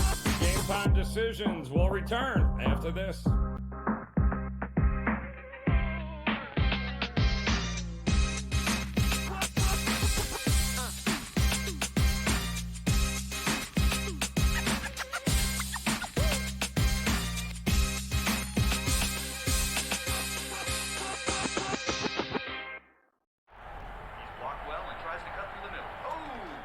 Your gut says Miami is going to win, and you should take the over. Your gut also said your NFT selfies would only go up in value. They didn't. But your head is on SportsGrid and knows the QB is in concussion protocol. The backup has a 45 QBR against the zone coverage. The New York D has the most sacks in the league. So yeah, trust your head. It's smarter to be on SportsGrid. Draisaitl could easily, at plus money, get the first goal, the second goal, the fourth goal. There's a few guys here. Maybe the prop betting market is not a bad way to look here. Clippers over the Mavericks. If I would have told you that score before the game, knowing that Kawhi Leonard wasn't playing, I would have really figured it would have been the other way around. But the NBA is just crazy. In-game live, all access, only on SportsGrid. A surprise winner on the PGA Tour. Taylor Pendrith ends up winning his first PGA Tour win. He was pretty darn lucky to win. Ben Coles should have won that tournament. Also seeking his first PGA Tour victory, he went into the 18th hole, the easiest hole on the golf course, with a one-shot lead, and he was there in two, just less than 30 feet from the cup. Newswire, only on SportsGrid. I just don't want to play for clicks. I want to be involved with a great leading program that's going to develop players. Him leaving Colorado, a shot across the bow at Dion. I don't think Dion cares. We saw Logan Diggs move on from LSU to Ole Miss with Lane Kiffin. Don't be shocked if you see John Emery potentially maybe at another school, maybe like a Miss State or even maybe like a Texas A&M. Inside the transfer portal, only on SportsGrid.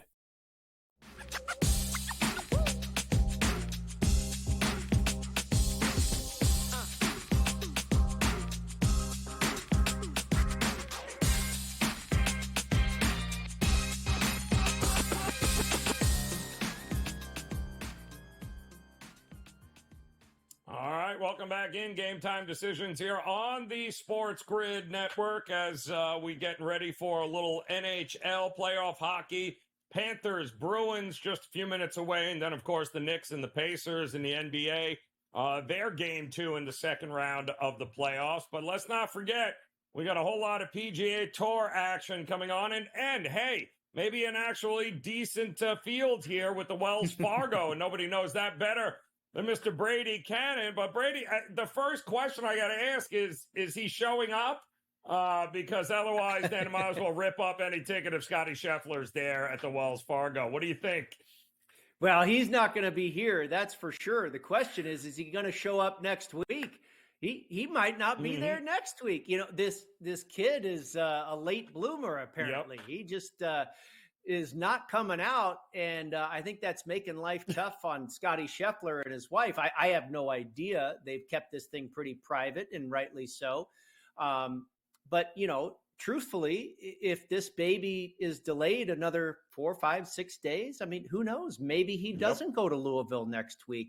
That's why, Joe, I don't want to bet Scotty Scheffler until I know there are boots on the ground and there's reports that everything looks good in the practice rounds and he doesn't seem to have any, you know, rust issues and the game looks sharp. And maybe I'll even wait until he, you know, is 6 shots off the pace after one round and then bet him in game. But nothing pre-tournament for me on Scheffler because we just don't know what's going to happen at this point. Yeah. Yeah. Well, we know he can't win this week. So that's right. Half the battle here, Brady. Isn't that right? That's half the battle. But there are some pretty big names at some pretty big prices here at Quail Hollow. So what are we looking at? Yeah, I went down the board a little bit. I kind of skirted the favorites. You got Rory and Xander and Clark, your defending champion. The first guy I landed on was Sahith Theegala, and I've come to find out that I'm one of about 44 million people that's on him this week. So I don't like that, but he makes a ton of sense. I mean, he's a great – the biggest thing where you have to start here is off the tee. And he's a great driver of the golf ball. He can also really putt. He's number one in this field for strokes gained putting on Bermuda grass over the last 36 rounds. And he's got that iron game. I mean, this guy's really kind of a budding star. Wouldn't be surprise me if he won next week either. But I'm on him this week.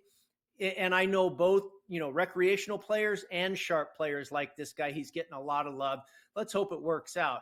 After that, I went a little deeper with kind of some more, under the radar guys. Siwoo Kim, I got at 42, has played well here in the past, has played well at Torrey Pines and, Bay Hill, some of the correlated courses. The game is really on point right now. I went with Benny On again, who cashed a top 20 for me last week in Texas, finished fourth, nearly had a chance to win that darn thing. He's a tremendous driver of the golf ball. That's where, again, it starts here at Quail Hollow. And then I went to Corey Connors, maybe the best ball striker in the game at 55. He's done well here in the past. And then on down to Adam Schenk, who, again, has all the tools, ball striking, off the tee, putting, and was excellent last week in Texas. Got him at 66. And then I went triple digits, Joe, with Matthew Pavone. The winner earlier this year at Torrey Pines. And I think this guy at triple digits is too high. I probably wouldn't take anything under 100, but I think this guy has a real shot. He finished 12th at the Masters, by the way, too. So that's the six-pack for you this week. So I know that I talked to some guys earlier in the week, and they were a little shocked at the price for Cantlay. And this feels like this is the kind of tournament where nobody's looking. Now he'll win. But he was about 20, 21 to 1, somewhere in that ballpark there. It's a bangers course, right? Those who drive the ball really well. You got to be long. Those guys, like really long at Quail Hollow, right? Oh, no, it's I relate it to Torrey Pines. And the first thing I think about when I think about Torrey Pines and Quail Hollow is total driving. The combination of length and accuracy. Now, the average distance that guys average off the tee in a normal tour event week to week is, 285, 290. The average distance off the tee here is 301. And you have to hit driver here. You can't say, well, maybe I'll hit an iron, a 3-wood. No, there are more drivers hit here off the tee than any other tournament as well. So it is big boy golf for sure. I hear you on Patrick Cantlay, just kind of waiting for him to break out. He had that lead at the Genesis at Riviera, and we haven't really heard anything from him since, an illness, whatever it was that he came up with over the weekend. He didn't get it done, and he's been very erratic this season. I kind of like him maybe better next week. Is the guy going to finally break through and win a major? I think you can get him around 31 to 1 next week. I'm kind of with you all over that. I do think it's coming, unfortunately, with Cantlay, and we'll have to sweat it out as on a Sunday. And you and I both know that with him because him and Xander just hate us all. But I also think there's a lot of folks looking to fade Max Homa, thinking that maybe he's going to be, and he was, he's 20 to 1 right now, but it feels like Max Homa, a lot of people think that he was so geared up for the Masters that maybe it's a letdown here with that. Do you agree with that philosophy?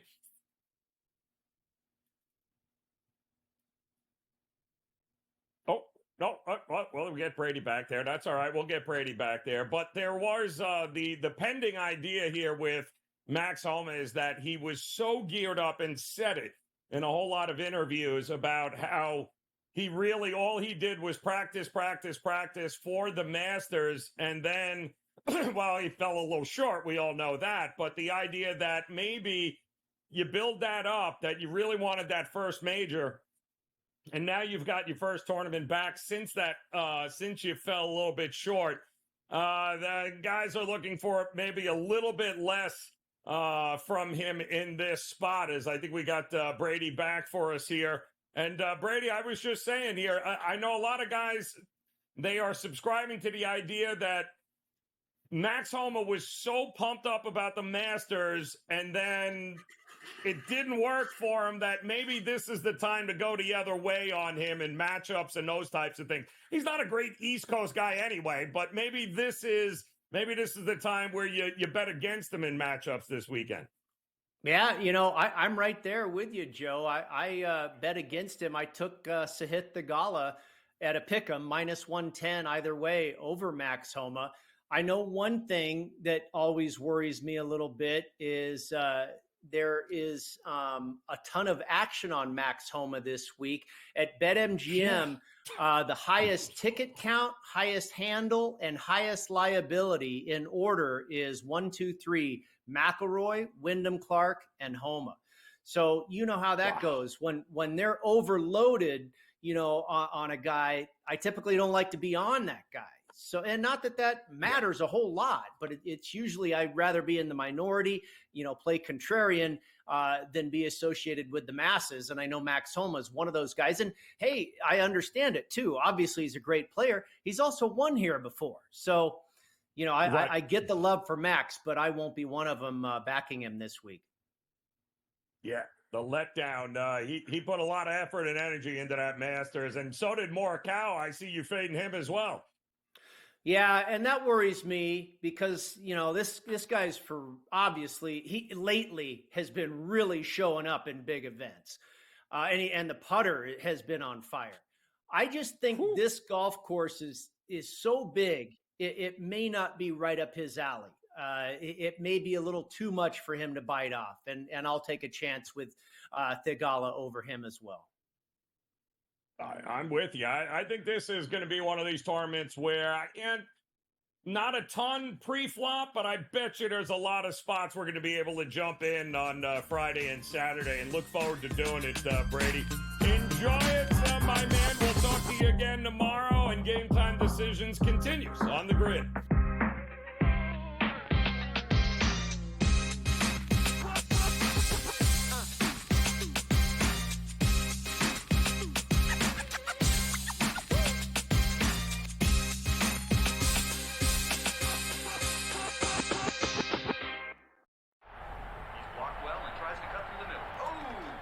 Your gut says Miami is going to win, and you should take the over. Your gut also said your NFT selfies would only go up in value. They didn't. But your head is on SportsGrid and knows the QB is in concussion protocol. The backup has a 45 QBR against the zone coverage. The New York D has the most sacks in the league. So yeah, trust your head. It's smarter to be on SportsGrid. Draisaitl could easily, at plus money, get the first goal, the second goal, the fourth goal. There's a few guys here. Maybe the prop betting market is not a bad way to look here. Clippers over the Mavericks. I would have told you that score before the game, knowing that Kawhi Leonard wasn't playing. I would have really figured it would have been the other way around, but the NBA is just crazy. In-game live, all access, only on SportsGrid. A surprise winner on the PGA Tour. Taylor Pendrith ends up winning his first PGA Tour win. He was pretty darn lucky to win. Ben Coles should have won that tournament. Also seeking his first PGA Tour victory, he went into the 18th hole, the easiest hole on the golf course, with a one-shot lead, and he was there in two, just less than 30 feet from the cup. Newswire, only on SportsGrid. I just don't want to play for clicks. I want to be involved with a great leading program that's going to develop players. Him leaving Colorado, a shot across the bow at Dion. I don't think Dion cares. We saw Logan Diggs move on from LSU to Ole Miss with Lane Kiffin. Don't be shocked if you see John Emery potentially maybe at another school, maybe like a Miss State or even maybe like a Texas A&M. Inside the transfer portal, only on SportsGrid.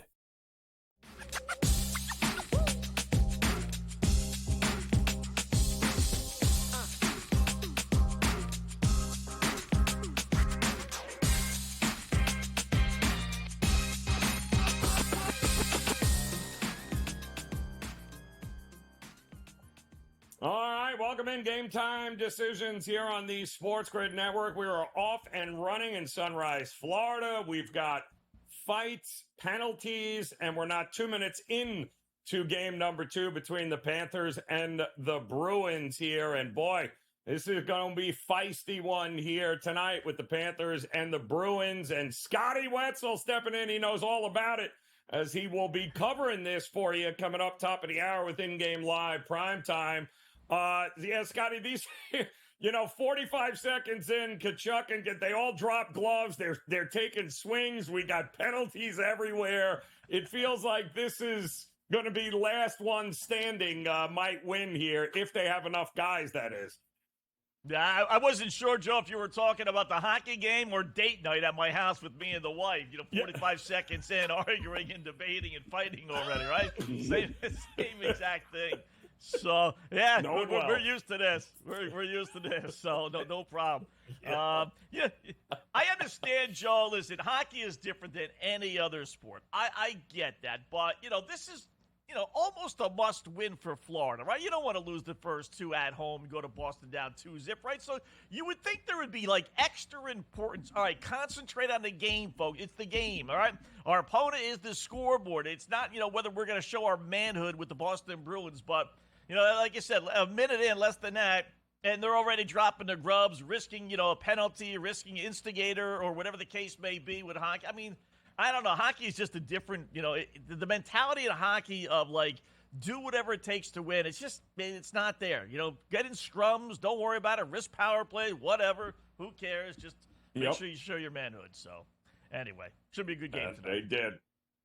Yeah, and Marchand just on a power play missed a wide open net completely, and then managed somehow to clear the zone there, and they're on the power play right now. So this could be a record for the amount of power plays that we have in this game here tonight, as we still have 16 and a half minutes, and both sides have enjoyed 3 sets of power plays already. So this should be fun. We also have a game coming up later tonight. Game 1, Scotty, with Vancouver and Edmonton. Are you leaning one way or the other in that one? I'm going to go over. That should really be a good series. I know Edmonton's a monster favorite, almost 2.5, in fact, over 2.5, minus 265 to win the series. I get it. The third-string goaltender's in there for Vancouver. They did beat Edmonton all 4 games. However, I will say 3 of those came in the first literally 2 weeks of the season before they fired their head coach, the Oilers. So it's only been one time if you want to throw the first. They played them 3 times in the first 11. But still, they're the better team on paper. They had more points. They got home ice advantage, kind of like the Rangers in Carolina, right? Why was Carolina favorite over the Rangers? I don't get that. Rangers dominated them. They've won 8 of 10, now 9 of 11, and yet somehow or another Carolina was the favorite. And same thing here, but you got the backup goaltender in there. I got to go over. Let me see how things play out. I do like the over 6.5. 3 of the 4 that they played this year did go to 7 goals or more. So give me the over 6.5. Both teams have had a week off. They should come out flying. I'm not a big Joe first period better, but if you are, I would bet over 1.5 if that's the number they're going to give you, because when you haven't played hockey, in a week, literally, these teams should come out flying tonight. Puck should be it might settle down second period, but I'm expecting some goals in the first period and over 6.5 for the game. Yeah, Edmonton and Vancouver can score too. So a lot of firepower on the ice here tonight, not just in this game, but in the later. Speaking of firepower, you're sitting down, I hope, Scotty, because yes. Aaron Judge just hit a home run. Aaron Judge just hit. I never thought I would see it again, but yes, now 4-1 Yankees on top of Houston there. Did you have a look in that game? What were you look? I didn't have Judge as a home run because enough people have lost money continuing to bet him, hoping he would. Yeah, we used him in our 3. We do some goofy things on the podcast, Joe. We take 3 guys and we bet them all to have 2 RBIs. But you would play the same 3 the whole way, and you just hope it hits one time, because if it hits one time, it pays about 150, 200 to 1, right? And he was one of the 3 thinking, all right, the guy's got home run power. He can do it in one at-bat. So we use Freddie Freeman, Adolis Garcia for Texas, and Judge. And Judge killed us. There were a couple of games days where we had the other 2 come through, and then stinking Judge would go 0 for 4 with 3 strikeouts, right? So we threw him out. We're supposed to stay religious to this, but we threw him out. So good for the Stanks. This young pitcher for Houston is supposed to be something special, but he is not the kid that was going today. If the Yanks win, they'll be 6-0 against Houston this year. And they don't play the Astros anymore after this. After tomorrow, that they're done with the Houston Astros. We're in the middle of May. We're not even in the middle of May, Joe. And the Yankees are done with theoretically one of the better teams in the American League. There'd be a little rivalry there, and they won't play them anymore. Crazy baseball schedule. This interleague play has got to stop. As many games as they play anyway. It's not necessary. I agree with you. I mean, you would think that, the East and what, like you'd have more than a couple of games. By the way, Stanton just went yard. So back-to-back. Wow. Stanton and Judge. The route is on against this rookie Arrighetti right now. So both solo shots, though. So 5-1 early in that one there. How about the Madison Square Garden here tonight? I got to tell you, Scotty, the depth issues worry me on the Knicks here. They can't keep having guys go 45-plus minutes. Their start is 45. At some point, this is going to come back and bite them. And against a team like the Pacers who wants to run, is tonight the night? Yeah, it might be. I like Indiana tonight. It's up to 5. I grabbed it at 4.5, as you see on the screen there. But it is up to 5 in some circles on FanDuel. But I think the Pacers are going to win tonight. They could have / should have, won game 1. I don't think they're going to roll over game 2. Knicks have struggled at home this year in the postseason, 1-5 against the spread. Got real lucky a couple times, obviously, against Philadelphia. So I was impressed with what the Pacers did in game 1. So I like the Pacers, and then over 37.5 Jalen Brunson, right? 4 straight games of 40 points. You don't have to hit me over the head 5 times. Give me over 37.5. If it ain't broke, Scotty, you don't fix it. By the way, that Stanton home run, 120-mile-an-hour exit velocity, the hardest hit ball this season in Major League Baseball. Scotty's got you coming up, top of the hour. Game Time Decisions continues.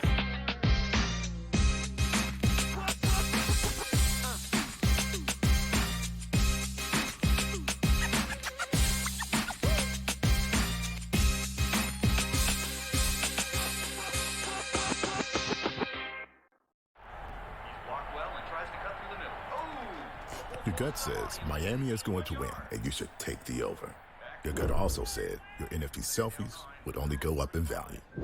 They didn't. But your head is on SportsGrid and knows the QB is in concussion protocol. The backup has a 45 QBR against the zone coverage. The New York D has the most sacks in the league. So yeah, trust your head. It's smarter to be on SportsGrid. Draisaitl could easily, at plus money, get the first goal, the second goal, the fourth goal. There's a few guys here. Maybe the prop betting market is not a bad way to look here. Clippers over the Mavericks. If I would have told you that score before the game, knowing that Kawhi Leonard wasn't playing, I would have really figured it would have been the other way around. But the NBA is just crazy. In-game live, all access, only on SportsGrid. A surprise winner on the PGA Tour. Taylor Pendrith ends up winning his first PGA Tour win. He was pretty darn lucky to win. Ben Coles should have won that tournament. Also seeking his first PGA Tour victory, he went into the 18th hole, the easiest hole on the golf course, with a one-shot lead, and he was there in 2, just less than 30 feet from the cup. Newswire, only on SportsGrid. I just don't want to play for clicks. I want to be involved with a great leading program that's going to develop players. Him leaving Colorado, a shot across the bow at Dion. I don't think Dion cares. We saw Logan Diggs move on from LSU to Ole Miss with Lane Kiffin.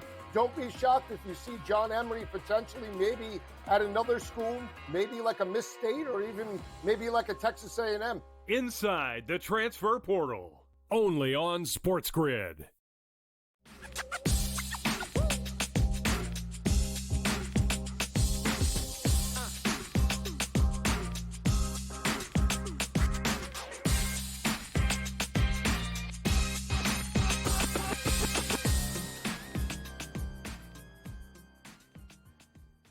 All right, welcome back in as we look to close out this edition of Game Time Decisions. But don't worry, we've got much more coming your way as in-game live prime time with Scotty Wetzel, Dave Sharapan taking over here in just a few minutes. They will have you covered for the Stanley Cup playoffs going on right now, and the Panthers and the Bruins do not like one another, and this could absolutely be one of the more entertaining hockey games that you are going to see here tonight. Plus, we're getting ready for the NBA playoffs with the Knicks and the Pacers, and this just in. Dun, dun, dun. I wonder if we have any music. How about Nikola Jokic, the 2024 MVP of the NBA, getting it done. His third one. 2023-24, your NBA MVP is Jokic here, which might be the most, shall we say, least surprising thing that we have seen. A lot of people felt maybe Doncic, who was averaging about a triple-double. Yeah, no. He did it again here. The champs with the MVP, the reigning champs anyway, Denver Nuggets, he gets the award once again, third time. Unreal. Guy's an absolute monster, and I don't think he's even 30 yet, which is even scarier on many, many fronts there. But they're going to have some work to do if they are going to continue to play games here in the playoffs this season. The champs are on the ropes, and they are on the ropes because of the Minnesota Timberwolves and how they have been playing. This is not good. I mean, look at that. Now you've got the MVP and the reigning champs at almost 5-1 right now to come back in this series, losing not just one, but two games at home. And now they have to do something that not many teams in the history of the NBA have done, and that is have to go on the road to see if they can't get a couple of more wins here and bring it back to their place all tied up. This is, you want to talk about uphill battle, but they are the champs until somebody beats them. They still have to win game number 3, and that is what they are going to be looking at here. But I tell you, Karl Anthony Towns, absolutely unbelievable what he is doing right now. He's a plus 41 in 4 games versus Denver so far this season. The first 2 plus 2 games at the end of the regular season. Karl Anthony Towns is making a difference for the Minnesota Timberwolves. And don't forget, they didn't have Rudy Gobert in the last game. He'll be back for this game. My goodness, Murray and Jokic are going to have their work cut out for them, but they're also going to need some help.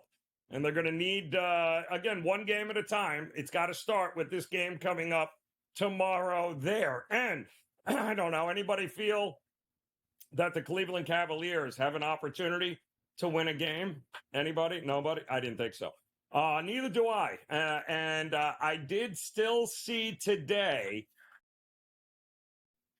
the opportunity to get the Celtics at plus money, although it is plus 110, I think, last I checked, plus 110. So if you think the series is going to end in 4 or end in 5, this is your final opportunity to get anything at plus money regarding the Boston Celtics here. It just feels like this is more of the same like we saw with the Celtics and the Miami Heat. They're just not going to have any answer for the Celtics. That game right now lined at around 13.5. It wouldn't shock me if it gets to 2 touchdowns before tip-off tomorrow. So they are going to have the Cleveland Cavs, as they say, an uphill battle, and uphill it will be. All right, we also have, if you just joined us here, back-to-back home runs for the New York Yankees at Yankee Stadium. Aaron Judge went yard, followed by Stanton going yard. And the Stanton one was interesting because it left at 120-mile-an-hour exit velocity. That is the hardest hit baseball in major leagues this season thus far, and it was absolutely destroyed. Yankees up 5-1 right now on Houston. Still no score in the NHL with the Panthers and the Bruins. And we got Knicks, Pacers coming your way. In-game live primetime is next. Enjoy the night. We'll talk to you again tomorrow.